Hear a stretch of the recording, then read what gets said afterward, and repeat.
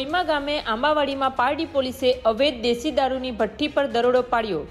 એકની ધરપકડ કરી 540 લીટર દારૂ બનાવવાનો વોશ મળી કુલ્લે ₹45,600નો મુદ્દામાલ જપ્ત કરાયો।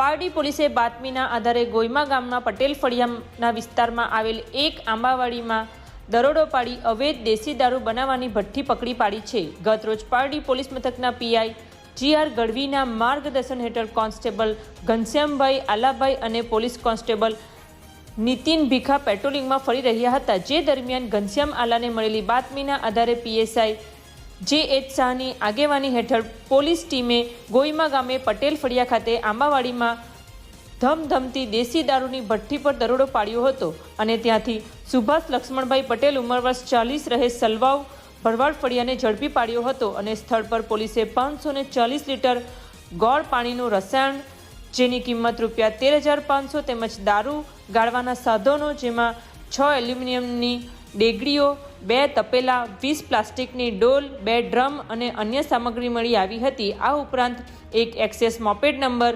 GJ15 EB 2469 કિંમત ₹30,000 અને એક મોબાઈલ ફોન મળી કુલ્લે ₹45,600નો મુદ્દામાલ જપ્ત કરવામાં આવ્યો છે।